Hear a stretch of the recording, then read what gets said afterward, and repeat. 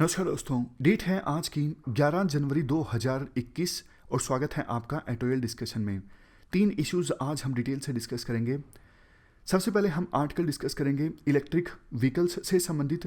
दूसरे नंबर पे आर्टिकल हम डिस्कस करेंगे महाराष्ट्र के भंडारा डिस्ट्रिक्ट के हॉस्पिटल में फायर की घटना से संबंधित। और तीसरे नंबर पे आर्टिकल डिस्कस करेंगे आरबीआई के सामने जो अभी डायलेमा सामने आ रही हैं, इंटरेस्ट रेट्स को कम किया जाए या फिर ना किया जाए, उससे संबंधित। यहाँ पे देखो आर्टिकल है वैक्सीन को लेके कि 16 जनवरी से हमारे देश में वैक्सीनेशन स्टार्ट होगा कोविड-19 की प्रिवेंशन के लिए। आर्टिकल में ऐसी ऐसी बातें बोली जाती हैं कि कोवैक्सीन जो कि भारत बायोटेक के द्वारा डेवलप की गई है, इसके एफिकेसी के डाटा अभी तक सामने नहीं आए हैं, तो सरकार रुक सकती थी मार्च तक। और वैसे भी काफ़ी सारे एक्सपर्ट्स का कहना है कि इंडिया में अभी उतनी इमरजेंसी नहीं है। अच्छी बात है, कोविड-19 के कम केसेस सामने आ रही हैं, तो इतनी जल्दबाजी की आवश्यकता नहीं थी। ये सब बातें हैं, तो चलिए डिस्कशन स्टार्ट करते हैं। First important article electric vehicles से संबंधित है। आप जीएस पेपर 3 के इस टॉपिक से आर्टिकल को रिलेट कर सकते हो। इससे पहले कि हम आज का आर्टिकल डिस्कस करें, इलेक्ट्रिक व्हीकल्स से संबंधित कुछ बातें हम रिवाइज करते हैं। देखो, इलेक्ट्रिक व्हीकल्स जो हैं वो हमारे ट्रांसपोर्ट सिस्टम का फ्यूचर है। अगर इलेक्ट्रिक व्हीकल्स का इस्तेमाल ज़्यादा से ज़्यादा होता है तो इससे बहुत ज़्यादा पैसों की बचत हो सकती है। अभी देखो, हम एनर्जी कंजम्पशन के लिए ज़्यादातर कोल को और ऑयल को दूसरे देशों से इंपोर्ट करते हैं। खास करके बात करें ऑयल की, मिडिल ईस्ट के कंट्री से हम ऑयल को इंपोर्ट करते हैं, लेकिन वहाँ पे कुछ क्राइसिस आते हैं तो इंटरनेशनल मार्केट में ऑयल के दाम एकदम से बढ़ जाते हैं। इंडिया को महंगा ऑयल परचेज करना पड़ता है, इससे हमारा फिजिकल डेफिसिट बढ़ जाता है, खर्चा काफ़ी आता है। लेकिन इलेक्ट्रिक व्हीकल्स का इस्तेमाल होगा तो ऑयल को हम कम इंपोर्ट करेंगे, हमारा खर्चा कम आएगा। इलेक्ट्रिक व्हीकल्स के इस्तेमाल से कार्बन एमिशंस भी काफ़ी कम होता है। यहाँ पे कुछ आंकड़ा दिया हुआ है, इसका इस्तेमाल आप कर सकते हो अगर इलेक्ट्रिक व्हीकल्स के बारे में आपको आंसर लिखना हो। अगर देखो इलेक्ट्रिक व्हीकल्स का एडोप्शन होता है तो हमारा देश पेट्रोल और डीजल पर होने वाला $60 बिलियन तक का खर्चा बचा सकता है। और इलेक्ट्रिक व्हीकल्स के एडोप्शन से 2030 तक ऑलमोस्ट 1 गीगाटन कार्बन एमिशंस कम होगा। हमारी जो पेरिस क्लाइमेट चेंज एग्रीमेंट के तहत कमिटमेंट्स हैं उन्हें हम आसानी से पूरा कर सकते हैं अगर हम इलेक्ट्रिक व्हीकल्स को बड़े स्केल पर अडोप्ट करते हैं। और इससे देखो एम्प्लॉयमेंट की भी बहुत सारी अपॉर्चुनिटीज़ जनरेट होंगी। तो ये 4 एडवांटेजेस आप जरूर लिखिएगा इलेक्ट्रिक व्हीकल्स के एडोप्शन के। अब नेक्स्ट हम बात करते हैं गवर्नमेंट की तरफ से क्या इनिशिएटिव्स लिए गए हैं इलेक्ट्रिक व्हीकल्स को प्रमोट करने के लिए।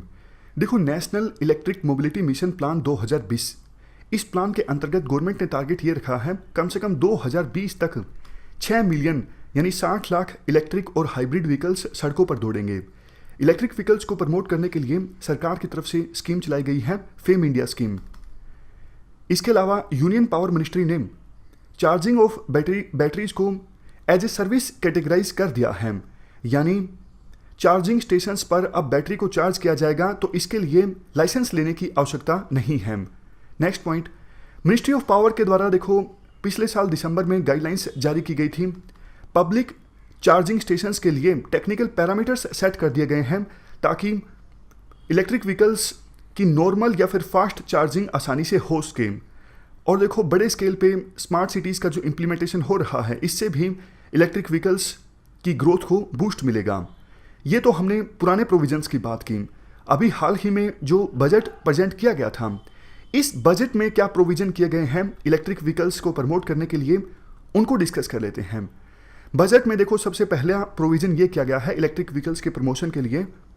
इलेक्ट्रिक व्हीकल्स को खरीदने के लिए कंज्यूमर्स के द्वारा जो लोन लिया जाता है, उस लोन पे इंटरेस्ट जो देना पड़ता है ना, उस इंटरेस्ट के लिए एडिशनल इनकम टैक्स डिडक्शन मिलेगा 1.5 लाख रुपए का। तो एक तो ये फ़ायदा हुआ है। दूसरा फ़ायदा ये किया गया है सरकार के द्वारा, पहले इलेक्ट्रिक व्हीकल्स को परचेज करने पर 12% जीएसटी देना पड़ता था, लेकिन अब इलेक्ट्रिक व्हीकल्स पर 5% जीएसटी लगेगा। तीसरा प्रोविजन ये किया गया है फेम स्कीम, जो सरकार के द्वारा लॉन्च की गई थी इलेक्ट्रिक व्हीकल्स को प्रमोट करने के लिए। फेम स्कीम के सेकंड फेज में 10,000 करोड़ रुपए अतिरिक्त सरकार खर्च करेगी ताकि हमारे देश में इलेक्ट्रिक व्हीकल्स के एडोप्शन और इलेक्ट्रिक व्हीकल्स की मैन्युफैक्चरिंग को बूस्ट किया जा सके। गवर्नमेंट का टारगेट एक ये भी है कि 2030 तक जितने भी टोटल व्हीकल्स सड़कों पर दिखें उनमें से देखो 30% इलेक्ट्रिक व्हीकल्स हों। हालांकि गवर्नमेंट ने पहले तो बहुत ज़्यादा एम्बिशियस टारगेट रख दिया था कि 2030 के बाद सिर्फ और सिर्फ इलेक्ट्रिक व्हीकल्स सड़कों पर देखने को मिलेंगे, पेट्रोल और डीजल वाले व्हीकल्स नहीं देखने को मिलेंगे।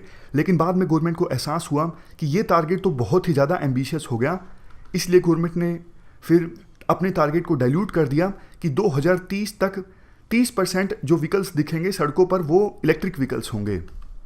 कुछ एक्सपर्ट्स सरकार के इस प्रकार के मूव्स को क्रिटिसाइज भी करते हैं। एक्सपर्ट्स का ये कहना है, देखो मार्केट में इस प्रकार की इंटरफेरेंस ठीक नहीं है, अपने आप से इलेक्ट्रिक व्हीकल्स का एडोप्शन होता जाएगा और सरकार को टारगेट रखने की आवश्यकता नहीं है। लेकिन नीति आयोग का इसके जवाब में ये कहना है, देखो सब कुछ मार्केट पे नहीं छोड़ा जा सकता। ये बात सही है कि इलेक्ट्रिक व्हीकल्स के लिए इकोसिस्टम को अगर इम्प्रूव किया जाएगा तो अपने आप इलेक्ट्रिक व्हीकल्स का जो एडोप्शन है वो होता जाएगा। लेकिन मार्केट के हिसाब से चलेंगे तो हम बहुत पीछे छूट जाएंगे। चाइना और दूसरे वेस्टर्न कंट्रीज में ऑलरेडी इलेक्ट्रिक व्हीकल्स का एडोप्शन बड़े स्केल पे हो चुका है। इसलिए टारगेट के हिसाब से हम चलेंगे तो हम भी हमारे देश में इलेक्ट्रिक व्हीकल्स का अच्छे से प्रमोशन कर सकते हैं। नीति आयोग का यह भी कहना है 2030 तो देखो आउटर लिमिट है, लेकिन हमें रियलिस्टिक टाइम फ्रेम अपनाने की आवश्यकता है। स्कूटर्स, मोटरसाइकिल्स या फिर 3 पहिए वाली जो गाड़ियां होती हैं इनका कब तक एडोप्शन हो सकता है और इनके एडोप्शन के बाद दूसरे व्हीकल्स पर फोकस किया जा सकता है। देखो ये जो 2 पहियों वाली गाड़ियां हैं ना, स्कूटर, मोटरसाइकिल, इनका एडोप्शन रिलेटिवली ईजी है।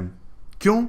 क्योंकि स्कूटर, मोटरसाइकिल ये देखो लंबी दूरी की तो यात्रा करते नहीं हैं, तो चार्जिंग घर से ही की जा सकती है। मतलब इनको पब्लिक चार्जिंग स्टेशंस की आवश्यकता नहीं होगी। और अगर देखो इलेक्ट्रिक 2 व्हीलर्स का एडोप्शन हो जाता है तो ये भी बहुत ज़्यादा सिग्निफिकेंट होगा, क्योंकि हमारे देश में टोटल जितने व्हीकल्स की बिक्री होती है, सेल होती है, उनमें से 80% तो 2 व्हीलर्स की बिक्री होती है। तो आप समझ सकते हो कि इलेक्ट्रिक 2 व्हीलर्स का एडोप्शन भी कितनी ज़्यादा सिग्निफिकेंट होगा। सरकार पहले इस पे फोकस करे और उसके बाद दूसरे व्हीकल्स पर फोकस करें। लेकिन देखो लंबी दूरी की यात्रा करने वाले जो व्हीकल्स हैं, जैसे हैवी व्हीकल्स या फिर इवन कार्स, इनके लिए चार्जिंग इंफ्रास्ट्रक्चर को मजबूत बनाना होगा। अब देखो किसी को घर से आगे 400 किलोमीटर जाना है और बैटरी को फुल चार्ज करके वो गए, लेकिन बैटरी चलेगी 100 किलोमीटर, 200 किलोमीटर, उसके बाद क्या? उसके बाद जैसे जगह जगह पे पेट्रोल पंप्स होते हैं, उसी प्रकार से जगह जगह पे ये चार्जिंग स्टेशंस होंगे, तभी तो इन इलेक्ट्रिक व्हीकल्स की एडोप्शन हो सकती है। तो आर्टिकल में कुछ सजेशंस दिए जाते हैं, जैसे पार्किंग लॉट्स में फास्ट चार्जिंग की व्यवस्था की जा सकती है, retrofitted fuel outlets, new public charging stations, hotels में और ऑफिसेस में चार्जिंग की व्यवस्था की जा सकती है, कन्वीनियंट लोकेशंस पर बैटरी को स्वैप कर लिया जाए, इस प्रकार का प्रोविजन किया जा सकता है। लेकिन देखो लॉन्ग टर्म पॉलिसी प्रायोरिटी हमारी ये होनी चाहिए कि लिथियम बैटरी प्रोडक्शन को सेटअप किया जाए और सोलर चार्जिंग इंफ्रास्ट्रक्चर क्रिएट किया जाए। इसके बाद देखो क्वेश्चन में चैलेंजेस की बात की गई है, तो कुछ चैलेंजेस भी हम डिस्कस कर लेते हैं। अभी देखो इलेक्ट्रिक व्हीकल्स का पेनिट्रेशन हमारे देश में बहुत कम है as comparison to other countries like China और दूसरे डेवलप कंट्रीज हैं। अभी देखो जो इलेक्ट्रिक व्हीकल्स हैं हमारे देश में, वो एक बार चार्ज करने से काफ़ी कम चल पाते हैं। तो हमें इस प्रकार की बैटरीज डेवलप करनी होंगी कि एक बार चार्ज करने से इलेक्ट्रिक व्हीकल्स काफ़ी डिस्टेंस तय कर सकें। अगर देखो ऐसा नहीं होगा तो जो लंबी दूरी तय करने वाली गाड़ियां हैं उनको तो देखो बार बार चार्ज करना पड़ेगा, काफ़ी परेशानी का सामना उनको करना पड़ेगा और इलेक्ट्रिक व्हीकल्स का एडोप्शन अच्छे से नहीं हो पाएगा। तीसरा चैलेंज ये है, अभी देखो इलेक्ट्रिक व्हीकल्स की मैन्युफैक्चरिंग हमारे देश में होती है, जो लोकल प्रोडक्शन होती है उसके लिए ऑलमोस्ट 65% जो इनपुट्स हैं उन्हें हम इंपोर्ट करते हैं। सिर्फ 35% जो टोटल इनपुट है उसका प्रोडक्शन इंडिया में होता है। इवन देखो बैटरीज के लिए भी हम कॉस्ट इफेक्टिव बैटरीज के लिए भी हम दूसरे देशों पर डिपेंडेंट हैं। बैटरीज का प्रोडक्शन हमारे देश में बड़े स्केल पर नहीं होता है और हमारे देश में बैटरीज के प्रोडक्शन के लिए कोई नॉन रिजर्व भी नहीं है लिथियम के या फिर कोबाल्ट के लिए। तो हमारी डिपेंडेंसी है लिथियम आयन बैटरीज के लिए दूसरे देशों पर, फॉर एग्जांपल जापान पर और चाइना पर। सबसे लास्ट में चैलेंज है चार्जिंग इंफ्रास्ट्रक्चर पर अभी तक काफ़ी कम ध्यान दिया गया है। देखो सरकार ने बजट में जो प्रोविजंस किए हैं इससे इलेक्ट्रिक व्हीकल्स की कीमत तो काफ़ी सस्ती हो जाएगी, लेकिन लोग इलेक्ट्रिक व्हीकल्स को खरीद के करेंगे क्या जब चार्जिंग इंफ्रास्ट्रक्चर ही नहीं होगा? तो इलेक्ट्रिक व्हीकल्स की कॉस्ट कम करने के अलावा सरकार को चार्जिंग इंफ्रास्ट्रक्चर पर भी फोकस करना होगा। लास्ट में कुछ सजेशंस भी दिए जाते हैं। सबसे पहला सजेशन देखो ये है, इलेक्ट्रिक व्हीकल्स के लिए पूरे इकोसिस्टम को डेवलप किया जाए। ऐसा नहीं कि आप सिर्फ कॉस्ट कम कर दो, चार्जिंग इंफ्रास्ट्रक्चर पर ध्यान ना दो, नहीं, एक कॉम्प्रिहेंसिव इकोसिस्टम हमें तैयार करना है ताकि उस इकोसिस्टम में इलेक्ट्रिक व्हीकल्स ज़्यादा से ज़्यादा अडोप्ट हों। दूसरा, हमें देखो बैटरीज पे भी अब फोकस करना है क्योंकि इलेक्ट्रिक व्हीकल्स में 50% जो कॉस्ट है वो तो बैटरीज की होती है। तीसरा, कॉर्पोरेट ग्रुप्स का सहयोग लिया जा सकता है। उनकी जो कॉर्पोरेट सोशल रिस्पॉन्सिबिलिटी होती है उस रिस्पॉन्सिबिलिटी के तहत कॉर्पोरेट ग्रुप्स चार्जिंग स्टेशंस में इन्वेस्ट करें। तीसरा, बैटरी मैन्युफैक्चरिंग प्लांट्स इस्टेब्लिश करने के लिए हमें प्राइवेट इन्वेस्टमेंट को इन्वाइट करना होगा। अगर देखो प्राइवेट कंपनीज के बीच कंपटीशन होगा तो कम कॉस्ट की जो बैटरीज हैं उनका प्रोडक्शन भी हो सकेगा और इसके लिए R&D चाहिए, रिसर्च एंड डेवलपमेंट चाहिए। रिसर्च एंड डेवलपमेंट के लिए सरकार को अपनी तरफ से प्रयास करने होंगे। नेक्स्ट, एक पूरा देखो इलेक्ट्रिक व्हीकल्स के लिए पॉलिसी रोड मैप तैयार करने की आवश्यकता है ताकि इन्वेस्टमेंट को प्लान किया जा सके। नेक्स्ट, बोलिविया, ऑस्ट्रेलिया, चिली, इन देशों में लिथियम के फील्ड्स हैं, उनको एक्वायर किया जा सकता है। सबसे लास्ट में कुछ छोटे छोटे दूसरे प्रोविजंस जैसे इलेक्ट्रिक व्हीकल्स के लिए रोड टैक्स को माफ़ किया जा सकता है, रजिस्ट्रेशन फीस माफ़ की जा सकती है या फिर कम की जा सकती है इलेक्ट्रिक व्हीकल्स के लिए, GST रिफंड्स, और सबसे लास्ट में free parking for electric vehicles, मतलब इलेक्ट्रिक व्हीकल्स के लिए पार्किंग फ्री की जा सकती है। तो ये कुछ सजेशंस दिए गए हैं आर्टिकल में जिनकी सहायता से इलेक्ट्रिक व्हीकल्स के अडोप्शन को बूस्ट किया जा सकता है। तो इस प्रकार से हमने इलेक्ट्रिक व्हीकल्स से संबंधित एक पुराने ज़बरदस्त आर्टिकल को रिवाइज किया। अब आते हैं आज के आर्टिकल की तरफ। सबसे पहले बात आती है एडवांटेजेस की। ज़्यादातर एडवांटेजेस से देखो आप वाकिफ़ हो, फिर से हम रिवाइज कर लेते हैं। अगर इलेक्ट्रिक व्हीकल्स को ज़्यादा प्रमोट किया जाता है सरकार के द्वारा तो क्रूड ऑयल के ऊपर डिपेंडेंस कम होगी। देखो 2018-19 में इंडिया ने 120 बिलियन डॉलर्स की वैल्यू का क्रूड ऑयल इंपोर्ट किया था दूसरे देशों से। इंडिया पूरे वर्ल्ड में थर्ड लार्जेस्ट क्रूड ऑयल का इंपोर्टर है। तो इलेक्ट्रिक व्हीकल्स अगर ज़्यादा दौड़ेंगे सड़कों पर तो हमें क्रूड ऑयल को कम इंपोर्ट करना पड़ेगा और इससे हमारी जो डिपेंडेंस है दूसरे देशों पे वो कम होगी। सरकार बहुत सारा पैसा भी बचा सकेगी और कार्बन का एमिशंस भी कम होगा। इसके साथ साथ इलेक्ट्रिक व्हीकल्स ज़्यादा दौड़ेंगे सड़कों पर तो इंडिया अपना इंफ्रास्ट्रक्चर भी उसी के हिसाब से फाइन ट्यून कर सकेगा, उसी के हिसाब से इंफ्रास्ट्रक्चर इस्टेब्लिश कर सकेगा। देखो हम ज़्यादातर जो क्रूड ऑयल इंपोर्ट करते हैं वो वेस्ट एशिया से करते हैं, लेकिन लिथियम के ज़्यादा रिजर्व्स, लिथियम बैटरी की आवश्यकता होती है इलेक्ट्रिक व्हीकल्स में, और लिथियम के ज़्यादा रिजर्व्स लैटिन अमेरिकन कंट्रीज़ में हैं, यानी साउथ अमेरिकन कंट्रीज़ में हैं। तो अगर इलेक्ट्रिक व्हीकल्स पर ज़्यादा जोर आता है तो हमारे रिलेशंस लैटिन अमेरिकन कंट्रीज़ के साथ ज़्यादा मजबूत होंगे। आगे हम देखेंगे भी सही कैसे।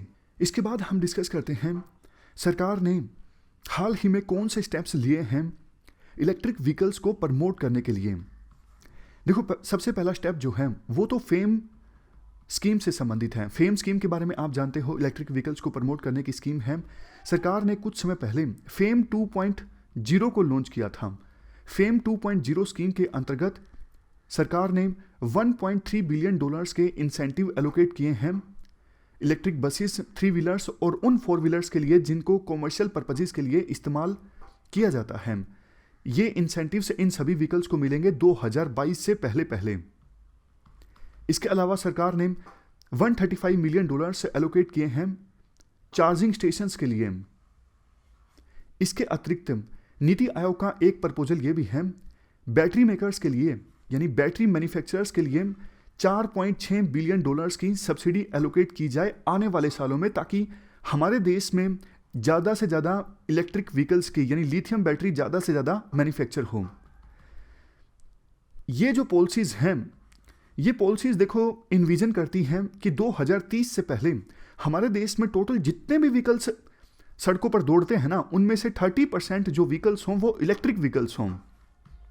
सितंबर 2019 में जापानीज ऑटोमोबाइल कंपनी है सुजुकी मोटर्स, इस कंपनी ने कुछ दूसरी कंपनीज के साथ मिलकर एक कंसोर्टियम बनाया है ताकि गुजरात में लिथियम आयन बैटरीज को मैन्युफैक्चर करने की और इलेक्ट्रोड्स को मैन्युफैक्चर करने की एक यूनिट इस्टेब्लिश की जा सके। तो ये हमने बात की सरकार की तरफ से कौन से स्टेप्स लिए गए हैं इलेक्ट्रिक व्हीकल्स को प्रमोट करने के लिए। इसके बाद हम बात करते हैं कि इलेक्ट्रिक व्हीकल्स के प्रमोशन से लैटिन अमेरिकन कंट्रीज़ के साथ रिलेशंस कैसे और ज़्यादा मजबूत होंगे। देखो, इलेक्ट्रिक व्हीकल्स में लिथियम बैटरी का इस्तेमाल होता है और अभी इंडिया की जो लिथियम आयन बैटरी की आवश्यकता है, डिमांड है, इसको फुलफिल की जाती है चाइना, वियतनाम और हांगकांग से इंपोर्ट करके। पिछले 2 सालों में इंडिया में लिथियम आयन बैटरीज की जो डिमांड है वो बहुत ज़्यादा बढ़ गई है, इसलिए इंपोर्ट भी बढ़ गया है।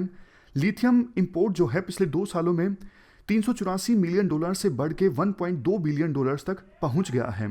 वैसे देखो, वर्ल्ड में अभी तक जितना भी लिथियम एक्सप्लोर किया गया है उसका 80% तो लिथियम ट्रायंगल में मिलता है। लिथियम ट्रायंगल कहाँ पर है, यूपीएससी क्वेश्चन पूछ सकती है प्री में, इवन मेंस में भी जीएस पेपर 1 में क्वेश्चन पूछा जा सकता है। देखो, ये 3 देश लिथियम ट्रायंगल बनाते हैं, अर्जेंटीना, चिली, बोलीविया। अगर बिल्कुल स्पेसिफिक बात करें, north west Argentina, northern Chile और साउथ वेस्ट बोलीविया। इतना स्पेसिफिक वैसे आपको याद रखने की आवश्यकता नहीं है, देशों के नाम याद रखिए। तो इन 3 देशों में वर्ल्ड में जितना भी लिथियम एक्सप्लोर किया गया है उसका 80% इन 3 देशों में मिलता है। तो इन 3 देशों में लिथियम रिजर्व्स को देखते हुए और इंडिया में लिथियम की डिमांड को देखते हुए 2019 में इंडिया की कंपनी नाल्को यानी नेशनल एल्यूमिनियम कंपनी और HCL यानी हिंदुस्तान कॉपर लिमिटेड, इसके अलावा तीसरी company mineral exploration corporation limited यानी MECL, तीनों ने मिलकर जॉइंट वेंचर इस्टेब्लिश करने के लिए एक एग्रीमेंट साइन किया और उस जॉइंट वेंचर का नाम है खनिज विदेश इंडिया लिमिटेड यानी काबिल। ये जॉइंट वेंचर काबिल क्या करेगा, ये विदेशों में लिथियम और कोबाल्ट के रिजर्व्स हासिल करेगा ताकि उनका इस्तेमाल किया जा सके कॉमर्शियल यूज़ के लिए। इससे देश में कोबाल्ट और लिथियम की सप्लाई की जो आवश्यकता है उस डिमांड को फुलफिल किया जा सकेगा। और वैसे देखो, लिथियम का इस्तेमाल बायपोलर डिसऑर्डर के लिए भी होता है। मूड स्विंग से संबंधित ये डिसऑर्डर है बायपोलर डिसऑर्डर। और देखो, एक और इंटरेस्टिंग चीज़, अभी लैटिन अमेरिकन कंट्रीज में से ब्राज़ील, मैक्सिको और वेनेजुला, इन देशों के संबंध अभी भी हमारे ठीक ठाक हैं क्योंकि इन देशों से हम क्रूड ऑयल इंपोर्ट करते हैं। इंडिया टोटल जितना क्रूड ऑयल इंपोर्ट करता है ना वर्ल्ड के दूसरे देशों से, उसमें से 14 से लेकर 20% इन 3 देशों से इंपोर्ट करता है। बाकी तो वेस्ट एशियन कंट्रीज से इंपोर्ट करता है, जैसा आपको पता है। तो इन 3 देशों के साथ साथ अब हमारे ये नीचे वाले जो साउथ अमेरिकन कंट्रीज हैं, चिली, अर्जेंटीना, बोलीविया, इनके साथ भी रिश्ते मजबूत हो जाएंगे। कंक्लूजन में कहा जाता है, इलेक्ट्रिक मोबिलिटी के मामले में देखो, सरकार ने काफ़ी सारे प्रोएक्टिव एक्शन लिए हैं, प्रीएम्प्टिव एक्शन लिए हैं। जैसे इन 3 देशों में लिथियम रिजर्व्स के अवेलेबिलिटी को समझने के लिए एक हाई लेवल डेलीगेशन भेजा गया था ताकि जॉइंट वेंचर जो हाल ही में इस्टेब्लिश किया गया है उसकी पॉसिबिलिटी को तराशा जा सके कि वो इन 3 देशों में कैसे लिथियम रिजर्व्स को एक्सप्लोर कर सकता है और उनको कॉमर्शियल यूज़ कर सकता है इंडिया में लिथियम बैटरीज के लिए जो लिथियम की डिमांड है उसको फुलफिल करने के लिए। और देखो, इलेक्ट्रिक व्हीकल्स ज़्यादा प्रमोट होते हैं तो आपको पता है हमारी सिटीज़ क्लीन रहेंगी, न्यू मार्केट्स बिल्ड होंगी, नई जॉब्स जनरेट होंगी और इससे आत्मनिर्भर भारत का निर्माण होगा। तो ये हमने बात की, कंक्लूजन की। चलते हैं अगले आर्टिकल की तरफ। नेक्स्ट आर्टिकल महाराष्ट्र के भंडारा डिस्ट्रिक्ट में एक हॉस्पिटल में फायर की दुखद घटना से संबंधित है। आप जीएस पेपर 3 के इस टॉपिक से आर्टिकल को रिलेट कर सकते हो। क्या कंटेस्ट है, महाराष्ट्र के भंडारा डिस्ट्रिक्ट में एक हॉस्पिटल में आग लग गई जिसकी वजह से 10 इन्फेंट्स की डेथ हो गई। ये देखो काफ़ी ज़्यादा दुखद और शॉकिंग है क्योंकि बहुत सारे ऐसे बच्चे छोटी जगहों से इस हॉस्पिटल में रेफ़र किए गए थे और जो कुछ हुआ इससे माता पिता के लिए यानी पेरेंट्स के लिए ज़िंदगी भर का एक सदमा रहेगा। और देखो, हॉस्पिटल में आग की ये पहली घटना नहीं है, इससे पहले भी गवर्नमेंट हॉस्पिटल्स में और प्राइवेट हॉस्पिटल्स में आग लगने की काफ़ी सारी घटनाएं घटित हो चुकी हैं। पिछले साल कोविड-19 की फैसिलिटीज़ में विजयवाड़ा में और अहमदाबाद में आग लग गई थी। रीजंस की बात करें कि बार बार आग लगने की ऐसी घटनाएं क्यों सामने आती हैं और अगर आग लग भी जाती है तो वो इतनी ज़्यादा बढ़ क्यों जाती है, नुकसान इतना ज़्यादा क्यों हो जाता है।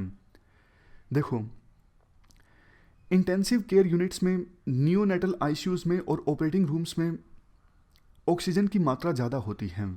इन रूम्स में इलेक्ट्रिक मशीन्स भी काफ़ी ज़्यादा होती हैं, जहाँ से कोई स्पार्क जनरेट होती है और आग लग जाती है। प्लास्टिक्स ज़्यादा होने की वजह से फ्यूल की कांस्टेंट सप्लाई भी मिलती रहती है। तो ये एक रीज़न है जिसकी वजह से हॉस्पिटल्स में, आईसीयूज़ और दूसरे ऑपरेटिंग रूम्स में बार बार आग लगने की घटनाएं सामने आती हैं। इसके अलावा देखो, कई बार इलेक्ट्रिक रिपेयर्स भी अच्छे से नहीं होते। किसी मशीन ने काम करना ख़राब कर दिया, तो रिपेयरमैन ने जो मशीन रिपेयर की उसके बाद तारों को वैसे ही छोड़ दिया गया, सेफ्टी का ध्यान नहीं रखा गया, जिसकी वजह से भी बाद में आग लग जाती है। फायर अथॉरिटीज़ के द्वारा ओवरसाइट जो होना चाहिए वो ओवरसाइट काफ़ी वीक रहता है। जिस प्रकार की ऑडिटिंग होनी चाहिए वैसी ऑडिटिंग नहीं होती। और मान लीजिए आग की घटना घटित हो गई तो उसके बाद कम से कम स्टाफ तो ट्रेंड होना चाहिए ना, लेकिन नहीं। ऐसी घटनाओं से निपटने के लिए स्टाफ बिल्कुल भी ट्रेंड नहीं होता। अगर स्टाफ ट्रेंड हो तो इस घटना में भी काफ़ी बच्चों की जान बचाई जा सकती थी। सेफ्टी प्रोटोकॉल भी कोई निश्चित नहीं है। तो ये मेन रीजंस हैं जिसकी वजह से ये आग की घटनाएं सामने आती हैं। और एक बार आग लग जाए तो वो क्यों बढ़ जाती है, क्यों उसको आसानी से निपटा नहीं जा सकता। सीधा वे फॉरवर्ड या फिर सजेशंस की बात करें, वैसे तो देखो इस केस में महाराष्ट्र की सरकार ने आदेश दिया है कि घटना की जांच हो, आग क्यों लगी, और 3 दिनों के अंदर अंदर रिपोर्ट सौंपी जाए। महाराष्ट्र की सरकार ने यह भी आदेश दिया है कि सभी हॉस्पिटल्स की प्रॉपर सेफ्टी संबंधित ऑडिटिंग होनी चाहिए। लेकिन देखो, बात सिर्फ महाराष्ट्र के हॉस्पिटल्स की नहीं है, बात सभी इंडिया के हॉस्पिटल्स की है। तो कुछ सजेशंस हम डिस्कस कर लेते हैं। सबसे पहला सजेशन, देखो हमने जो ये रीजंस डिस्कस किए फायर के या फिर पुअर प्रिपेयर्डनेस के, तो जब भी हॉस्पिटल्स की ऑडिटिंग हो ना, तो इन सब रीजंस को ध्यान में रखते हुए होनी चाहिए। और हॉस्पिटल्स के लिए जो नेशनल बिल्डिंग सेफ्टी कोड हैं वो इंटरनेशनल प्रैक्टिस के अकॉर्डिंग होनी चाहिए। अभी हॉस्पिटल्स के लिए जो नेशनल बिल्डिंग सेफ्टी कोड है ना, उसमें इस पॉइंट पर ज़्यादा ध्यान नहीं दिया गया है कि आईसीयू में ऑक्सीजन की मात्रा ज़्यादा होती है, प्लास्टिक ज़्यादा होता है, इलेक्ट्रिक मशीन्स ज़्यादा होती हैं तो स्पार्क जनरेट होती हैं। तो वो मशीन्स जिनमें स्पार्क जनरेट होने की संभावना हो उसको अलग करके रखा जाए ना। इसके अलावा नेक्स्ट सजेशन, देखो हेल्थ सेक्टर धीरे धीरे हमारे देश में और ज़्यादा एक्सपेंड हो रहा है, तो सभी जो नया इंफ्रास्ट्रक्चर है वो सेफ्टी स्टैंडर्ड्स के हिसाब से होना चाहिए। और इक्विपमेंट्स के जो मैन्युफैक्चरर्स हैं उनको भी प्रॉपर गाइडलाइंस दी जा सकती हैं कि भैया आपको कैसे इक्विपमेंट्स बनाने हैं, मतलब उनकी पैकेजिंग किस प्रकार से होनी चाहिए ताकि स्पार्क वगैरह जनरेट ही ना हो। इसके अलावा देखो, पास्ट में जो आग लगने की घटनाएं घटित हुई हैं उनकी भी सेंट्रल गवर्नमेंट के द्वारा इंक्वायरीज करवाई गई होंगी। तो उन घटनाओं की जो रिपोर्ट्स हैं वो किसी एक पब्लिक प्लेटफॉर्म पर अपलोड की जा सकती हैं ताकि विभिन्न हॉस्पिटल्स को भी जानने को मिले कि उन घटनाओं के लिए कौन जिम्मेदार है, वो घटनाएं कैसे घटित हुई। तो उसको देखते हुए हॉस्पिटल से अपनी तैयारी पहले से कर सकें। सबसे लास्ट में देखो, हॉस्पिटल्स को भी समय समय पर सेफ्टी और इवैक्यूएशन ड्रिल्स को ऑर्गेनाइज करना चाहिए ताकि अगर इस प्रकार की दुखद घटना घटित भी हो जाए तो नुकसान कम से कम हो और सभी पेशेंट्स को टाइमली हॉस्पिटल से निकाला जा सके। देखो सबसे दुखद बात पता क्या है, हॉस्पिटल में इस प्रकार की घटनाओं का होना। हॉस्पिटल में कौन होता है, मरीज जाते हैं इलाज करवाने के लिए हॉस्पिटल में, तो फिर वो उतनी फुर्ती से इवैक्यूएट नहीं हो पाते, जल्दी से बाहर नहीं निकल पाते हॉस्पिटल से, तो इसलिए नुकसान जो है वो और भी ज़्यादा हो जाता है। तो भंडारा डिस्ट्रिक्ट में आग की घटना से संबंधित हमने ये आर्टिकल डिस्कस किया। चलते हैं आगे। सबसे पहले बात करते हैं कंटेस्ट की। देखो जैसे ही कोविड-19 आया और इसकी वजह से लॉकडाउन लगा तो इकोनॉमिक सिचुएशन काफ़ी ख़राब हो गई। तो ऐसी सिचुएशन में इकोनॉमिक ग्रोथ रेट को इंक्रीज़ करने के लिए, यानी इकोनॉमिक रिकवरी को इंश्योर करने के लिए मॉनेटरी पॉलिसी कमेटी की तरफ से इंटरेस्ट रेट्स को कम कर दिया गया। जैसे एग्जांपल के तौर पर देखो, रेपो रेट को कम किया गया। रेपो रेट कम मतलब बैंक जो हैं वो सस्ता लोन ले सकेंगे आरबीआई से। अब सस्ता लोन बैंक अगर आरबीआई से लेंगे तो वही बैंक सस्ता लोन देंगे कस्टमर्स को, और कस्टमर्स सस्ते लोन का इस्तेमाल करेंगे अपने बिजनेस को एक्सपेंड करने के लिए, या फिर इंडिविजुअल्स उस पैसे को खर्च करेंगे घर बनाने के लिए या फिर किसी और काम के लिए, तो इससे इकोनॉमिक एक्टिविटीज ज़्यादा होंगी, इकोनॉमिक रिकवरी जल्दी होगी। ऐसा सोच के आरबीआई ने इंटरेस्ट रेट्स को कम कर दिया था जब कोविड-19 की महामारी ने दस्तक दी। अब देखो काफ़ी सारे एक्सपर्ट्स ये बोल रहे हैं समय आ गया है, क्योंकि देश की इकोनॉमी फिर से रिकवर होने लगी है, लास्ट क्वार्टर के जो इंडिकेटर्स हैं वो भी अच्छे हैं, तो आरबीआई को अपने इंटरेस्ट रेट्स को फिर से इंक्रीज कर देना चाहिए। वैसे भी काफ़ी सारे खतरे हैं अगर इंटरेस्ट रेट्स इसी प्रकार से कम रहेंगे। जैसे देखो सबसे पहले बात आती है किसकी, महंगाई की।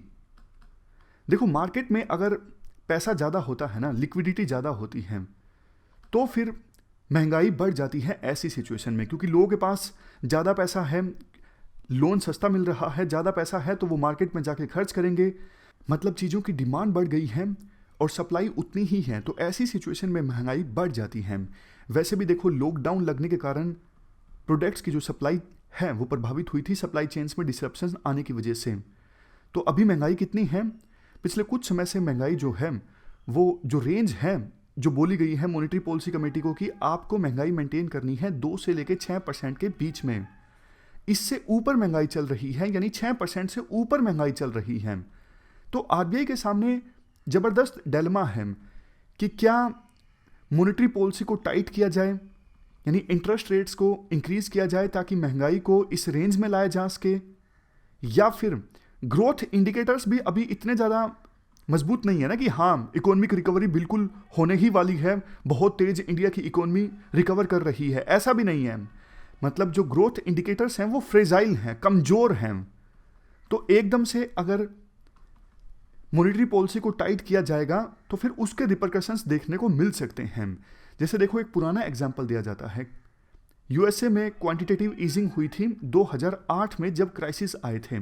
उसके बाद यूएसए के फेडरल रिजर्व के चेयरमैन ने सिंपल स्टेटमेंट दी थी एक कि अब हम क्वांटिटेटिव ईजिंग को धीरे धीरे फेस आउट करेंगे। तो उसके बाद यूएसए की मार्केट में एकदम से गिरावट देखने को मिली थी। तो इंडिया की मार्केट में भी वैसा ही हो सकता है। इसके अलावा देखो चैलेंजेस और भी हैं। अगर इंटरेस्ट रेट्स को टाइट कर दिया जाता है, मतलब जो ये इंटरेस्ट रेट्स हैं इनको इंक्रीज कर दिया जाता है, तो मार्केट में जो रुपये की लिक्विडिटी है वो कम होगी, यानी अवेलेबिलिटी कम होगी। तो ऐसी सिचुएशन में रुपये के डॉलर के मुकाबले में एप्रिशिएट होने की भी संभावना रहती है। अब देखो रुपये की वैल्यू अगर बढ़ेगी डॉलर के मुकाबले में तो इससे इंडिया को नुकसान होगा। क्योंकि हमारा जो एक्सपोर्ट है वो कॉम्पिटिटिव नहीं रहेगा। इसीलिए तो चाइना जानबूझ के अपनी करेंसी को डिवैल्यूएट करता है, यानी युआन को डिवैल्यूएट करता है बार बार, ताकि चाइना से ज़्यादा एक्सपोर्ट हो सके। ये हमने काफ़ी बार डिस्कस भी किया है। अगर देखो $1 के मुकाबले में रुपये की वैल्यू 60 रुपये है और दूसरे केस में $1 के मुकाबले में रुपये की वैल्यू 70 रुपये है, तो नीचे वाले केस में यानी 70 रुपये वाले केस में इंडिया का एक्सपोर्ट ज़्यादा कॉम्पिटिटिव रहेगा एज कंपेरिजन टू दूसरे हमारे जो कॉम्पिटिटर्स हैं, फॉर एग्जाम्पल वियतनाम, बांग्लादेश, इनके साथ में। तो रुपये की वैल्यू ज़्यादा बढ़नी नहीं चाहिए डॉलर के मुकाबले में, ये भी आरबीआई की एक चिंता है। इसके बाद राइटर कहते हैं देखो आरबीआई के सामने काफ़ी मुश्किल भरी सिचुएशन है। ये जो सिचुएशन है ये है classic case of impossible Trinity. Impossible Trinity का मतलब देखो ये है कि सरकार एक समय पर एक साथ इन तीनों चीज़ों को इंश्योर नहीं कर सकती। मतलब ऐसा नहीं हो सकता कि कैपिटल का हमारे देश में फ्री इनफ्लो हो और फिक्स्ड एक्सचेंज रेट मैनेजमेंट हो और मॉनेटरी पॉलिसी की ऑटोनॉमी भी हो। इन तीनों चीज़ों को एक साथ इंश्योर करना पॉसिबल नहीं है। देखो इस कंसेप्ट को आप, वैसे तो ये इकोनॉमिक्स का कंसेप्ट है, मतलब डीप में आता है, जिनका इकोनॉमिक ऑप्शनल होता है, और वैसे आप इसको डिटेल से जानना चाहते हो तो यूट्यूब पे एक ये वीडियो है जिसमें इस कंसेप्ट को समझाया गया है डिटेल से। इस वीडियो को आप देख सकते हो, जो डिस्क्रिप्शन बॉक्स में लिंक डाल दूंगा, आप इस वीडियो को देख लीजिएगा अगर डिटेल से जानना है इम्पॉसिबल ट्रिनिटी का कंसेप्ट है क्या। वैसे अभी आप इतना जानिए, प्री में अगर यूपीएससी पूछती है इन तीनों चीज़ों को एक साथ इंश्योर करना इम्पॉसिबल है। Free capital inflow, fixed exchange rate management और मॉनेटरी पॉलिसी की ऑटोनॉमी। तो अभी आरबीआई के सामने यही इम्पॉसिबल ट्रिनिटी का एग्जाम्पल सामने आया है। देखना ये है आरबीआई इससे कैसे निपटती है। तो हमारी आज की इस डिस्कशन में इतना ही है। Thank you very much for discussion.